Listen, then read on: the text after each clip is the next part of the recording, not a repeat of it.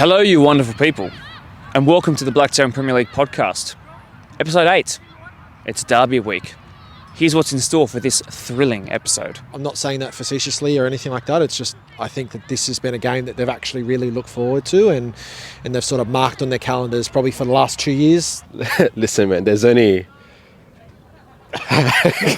Do I say it? Do I not say it? So I want to start this episode by saying, firstly, thanks for helping us achieve 26 likes on last week's episode. I'm grateful, very, very grateful.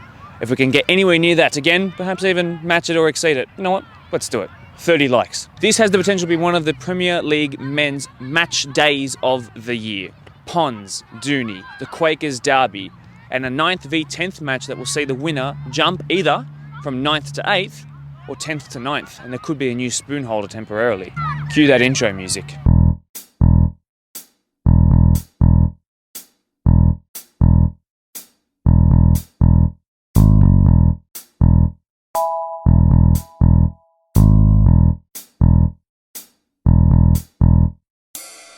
One more time, another big thank you for those 26 likes. I'm really, really appreciative. It's a new record. If we can try and do that again, that'd be really great. Welcome to Quakers Park, where the match of the round will be this Saturday, 6 p.m. So, I just decided I'd record it here, get everyone in the mood. Before we go into the first interview segment, which I've just recorded, by the way, and it was good. It was really good. Let's go through some results. The match of the round just gone by was one of the most awesome games I've had the pleasure of calling. So much fun. 1-1 it ended with a penalty save, of course.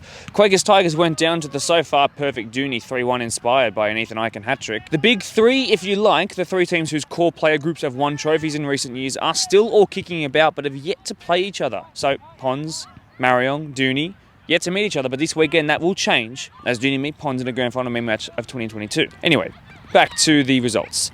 Pons, meanwhile, speaking of them, were solid against Creek, the team that beat Marion last week, of course. Marion bounced back and condemned Workers to a 5-0 loss. Ropes got their first win of the year, 4-0 over Juniors. Polonia look primed to get back into Premier League 1, top of both grades. First and reserve, they beat Oakville 3-1 away from home, and another Lucky Nixon hat-trick. Interestingly, though, Michael Cullen was an unused sub. St Pat's beat Newbury 5-2. Glenwood have pulled up their socks and beat Parklea 2-1. But get this, Rooty Hill 4, Town Rangers 5. Ibuka Iwaha, who we haven't yet seen on the match of the round, picked up a hat-trick for Town Rangers in that game as well. His first goal was in the first minute, and hilariously, the last goal was scored in the 57th by Brad Dickinson from the spot. So 9 goals within 57 minutes. WPL action as Quakers Juniors speak of them as we stand here, by the way. Winners 4-1 against Castle Hill United. Izzy Gretsch, a B2 Gripsocks Player of the Match recipient, a fortnight ago picked up a goal. Golden Girl Marion Schroeder picked up 2. In the WPL, match of the round, which was between Parklea and Quakers Tigers, speak of them as well. Match of the round hero for so many years, Cassidy Williams picked up 2 goals and the B2 Gripsocks player of the match. The young Marion went down 4-0 to Norwest, unfortunately. And as that Grace Tangira goal finds the back of the net, transition back to my eyes here. Hello, nice to see you. Help me hit 26 likes once again. But also, let's finally talk to Quakers Hill Juniors. This weekend is the first ever Quakers Derby since we started doing live coverage of our Blacktown Men's Premier League. I'm so excited to be able to finally officially say that after Tigers got promoted at the end of last season. I'm joined by Fountain of Youth specialist Jules Bombach and as well former Tigers player and the man who made the step to PL1 and through the green side of Quakers Hill, Nick Balcombe, the goalkeeper. Boys, thanks very much for joining me. Appreciate it. Thanks, guys. Yeah, thank you. Brilliant. Jules, Juniors have been objectively the superior team for a couple of years now. You guys have had the Premier League team for longer. You've been in the top for longer. And all I have to do is look over my shoulder and back in 2018, I can see that your name was right on the trophy of the winners of the grand final. So this, for Tigers, is a big deal. It's their first opportunity to prove that they're not sort of the Premier League little boys when it comes to this occasion. So is it important for the club to maintain their grip on still being the standard setters of Quakers Hill? Thanks, Mark. Good question to start off with as well. Loaded one. But no, look, I think they've kind of already proven themselves probably in the first couple of rounds. Obviously, you don't do anything in March, but you don't win a comp in March. You don't really make finals, anything like that in March. But at the same time, they start off the comp like a house on fire. 2 really good results first up. Look, I think they deserve to be here. Like, they've been the benchmark in PL2 for 2 years, and they're very unlucky the year previous not to get promoted. They missed out on the last day, was it? I think. So, no, it's great that they're up, and it's we get to have this special occasion. I'm really looking forward to our club being able to host that as well. Certainly. Me too. I certainly am as well. Nick, you've been part of that system when it was in its early days. You made the jump, and now you're the starting goalkeeper at juniors, which was a jump from PL2 to 1. So how do you look back on your time at that club, and what enticed you to come over to the green side of Quakers Hill? Well, started over there, just 17 years old. They needed a resis keeper, so I thought, why not give it a go? Was there in the year 2018, which was the last time there was a Quakers Derby. Played against my coach. Did I score? I didn't. No, you didn't. I saved your shot. But no, it's good. Like, from coming to PL2 to PL1, like, congratulations to them. It's a difficult comp. It's a different comp, but hey, if they're up for it, they're up for it. Well said. Certainly well said. You were a contender, in my opinion, for the player of the match in the first match of the round of the year, which was that game up against Dooney at Blacktown Football Park. I personally thought you were fantastic, man. Like, really, really special performance.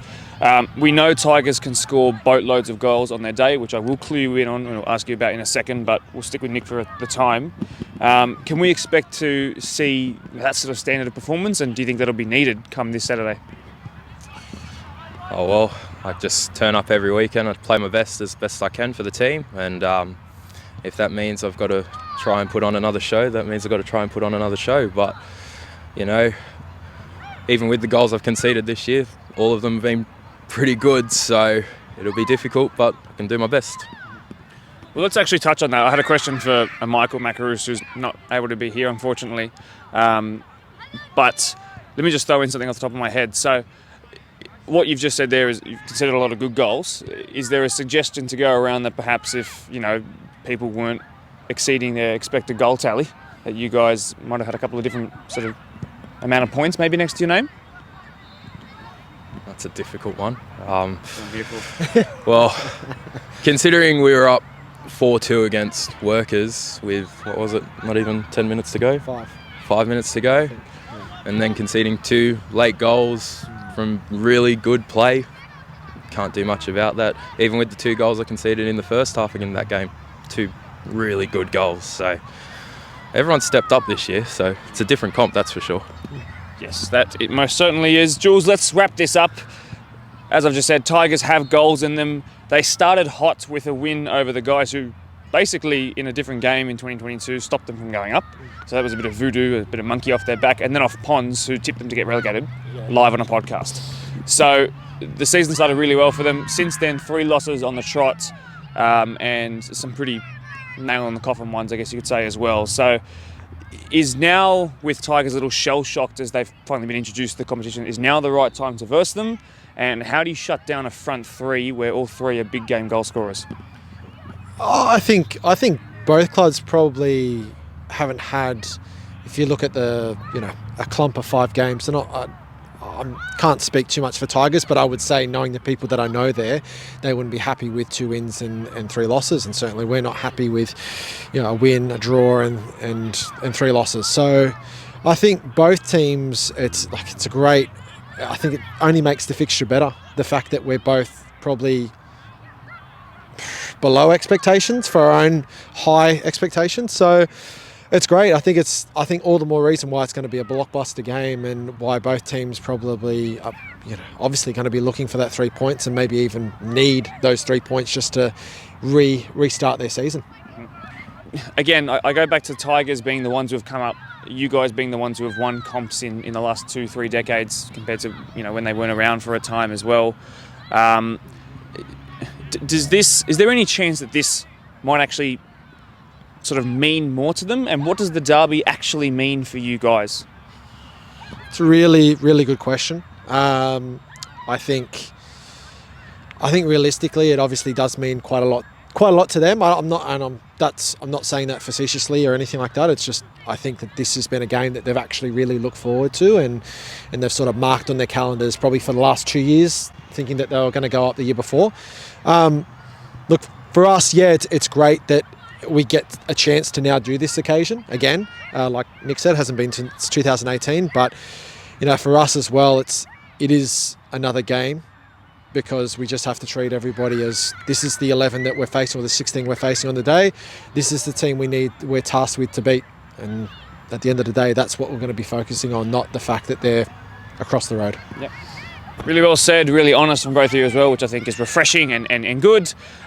Certainly since, that 2018, those 2018 days, which was obviously before my time, but I can promise you from my sort of memory searching that none of those guys playing on this weekend would have been back playing for them back then. It was a totally different setup then. So this is really a first time for a lot of those guys, as much as it is for your couple of players as well. I think it's going to be really exciting. We'll be back here in a couple of days' time for that match round. But boys, thanks very much. Thank you, mate. Cheers. Welcome to Patterson Reserve.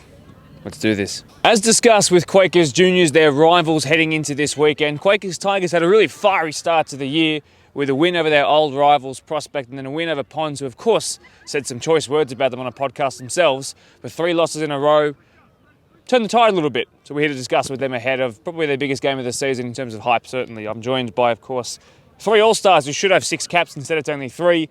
Bless, Byron and Brendan Kempy, of course, the captain. Bless, I'm going to start with you. We've spoken at length, and I've spoken at length about your progression as a footballer over the years, but how have you found PL1 life so far, and is it, as difficult as everyone says it is? Yeah, brother, it's good, man. It's obviously we had a good start to the season, lost a couple of games, but bro, at the end of the day, it's football, hey, and it's a bit tougher, it's a bit harder, a bit more aggressive, but that's what we love, That's well said. Chill as always is Bless. Kempy, everyone knows that you've been away for a little bit. How are you? Well, what are you willing to reveal about how you're healing up? And was it good to get some minutes in the legs? And are you keen to get back ASAP? Yeah, thanks for having us again as always. It was a pretty tough off season for me going down my injury. So I've slowly been working my way back, and it's definitely good to get some minutes on the weekend. But could tell I was a bit rusty. But it's all the minutes will help, and looking forward to getting back out there again this week. For sure. And good to hear, my friend. Byron, you're not necessarily a Tigers junior, but you're a Blacktown junior, and I guess you could sort of buy into the hype. I think you'll fit in well with the Derby vibe. You obviously saw when Ponds, as we mentioned in the intro, when they said some choice words about you guys and what they predicted for you. So when you were able to, help guide the team to a 2-1 victory over them, What did they say? they said that you were going to get relegated. Have you not heard of that? No.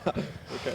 I know someone has their group chat notifications muted now. We just focus on ourselves over here, not what other people have to say about us. Yep. Well, Byron, did you buy into that at all? And what was it like beating them? Look, obviously I heard what they said, but at the end of the day, we know when we go out on the field, we do our best. We give it everything. We don't care what they say. We're not going to say anything back. We don't care. We know in ourselves that we're good enough, and on any day we can beat any team. Obviously, recently it hasn't gone our way, but it's early days. We're still learning, We get to play them again. That's the benefit of all this, and we'll see what happens next time. The Quakers Derby. Now, it's the first one since 2018, but it's the first one with this group of players, this sort of core group of players. That one back then, before the split of the 2 divisions, was a bit different with a totally different set of players. So it's the first one really for both groups, green or orange, no matter what colour you wear. So, Kempy, I need to know, because you're the ones who have come up, because Quakers Juniors are the ones who have their name on a couple of titles in the last couple of decades, does that then mean that this derby means more to you? Because you're the one who have had to establish the team, you're the one who have had to gel, you've had that promotion flop, then you got it, now you're here. Because of all of those things put together, does it feel like little brother, big brother? And therefore, does it mean more to you, or is it different in your mind? Oh, for us, there's no little brother, big brother. I mean, the truth is we have been in PL2, so they probably have been looking down on us. But we know within ourselves that we are now where we belong. And look, the derby is what everyone always wants to play for, and I'm sure that this game is going to be a great game. We've played them a few years over in the trial games, and it's always been a great game. They're sort of similar to us, but they play a lot of young guys. We're heavy on bringing up our youth, so look, we just want to go out there and show that there's not only one Quakers, and that Quakers belongs to us. Well said. Bless, I've got a really simple question for you. If I've got a mate and I say to him, I play for Quakers, which team is that? Wait, say that again. I did not catch that. Say it again. If I said to my mate, right, who's in Blacktown football, I said, I play for Quakers. Because a lot of people say that, I play for Quakers. What team is he talking about? Listen, man, there's only... Do I say it? Do I not say it? Do I say it or not say it? We don't have all night. Yeah, all right, I know. I'll say it. Listen. There's only one Quakers Hill team, and it's Tigers.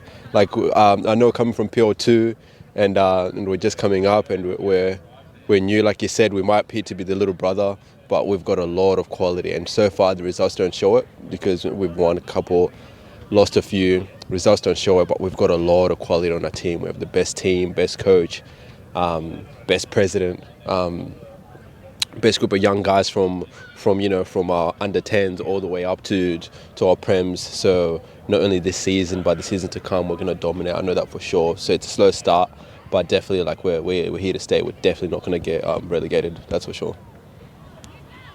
I think that was a pretty good answer, actually.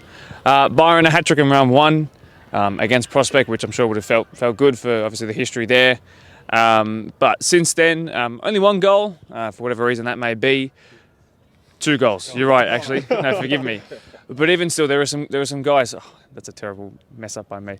There are some guys who have pulled away and are nearing on 10 goals now, which is, I know that's a big deficit. I know we're early in the season, but is that on the front of your mind? Are you planning on trying to turn that around? Honestly, after the first couple of games when we lost a couple, I sort of stopped looking at that. I had no idea what the others are on. But for me, I know I'm going to score goals in this team. I know I have good players around me that can get me the ball. 100%. So I still back myself. I don't care what the deficit is.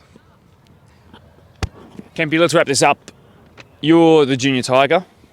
You're versing a team of pretty juniors, if you like. There's a lot of youth in this. But a lot of you guys have been brought up sort of Tigers way. Now I have my own opinion as to who probably bleeds their club colours more, just in terms of who's been at their club longer. You could sort of sway one way or the other, but I want to hear it from the captain. How exciting is this opportunity for you to go out and prove yourself? Not only just the first Quakers Derby in 6 years, but also the first match of the round of the season and a chance to prove on camera what you guys are all about again. Yeah, look, for us it's pretty huge, to be honest. We went into this year and we didn't really change our squad too much. We only gained a few players, and all the players that have been here for the last few years and been putting in the work to get where we are now are here and are going to get the chance on the weekend. So we know who represents their club more. Every weekend we've got the biggest support, no matter in PL1 or PL2. I guarantee that every game now, 21s are there staying back after the game watching Prems, and it's the other way. Prems are always down supporting the others. So we know that everyone in our club and in our squad bleeds for us, and we're looking forward to showing that on Saturday. Can we expect some good support there, 6 p.m? Absolutely, I guarantee it. Yeah, it's only a 6-minute drive according to my Google Maps, and the parking there is just as good as this one is here. So I'm really excited. I think you've said that well. I think the stats and the video proof, like for example when you guys got promoted with that penalty against Bologna, I think it sort of speaks for itself that you guys have a pretty damn good support. So I'm keen to see what you guys bring, quite literally, on the pitch and also on the sidelines. Thanks very much for having me here. Appreciate it. Now get out of the cold and go and enjoy your training. Thank you. Thank you. Done. Thank you, boys. Thank you. Well said. Just call me the king of transitions. Or don't. All I want you to do is like the video. So here are the fixtures heading into this weekend. It's a blockbuster. Glenwood have some pats, as Oakville need to recover against Newbury. Parkley have a big game in the context of their season against Town Rangers. Rudy Hill and Bologna.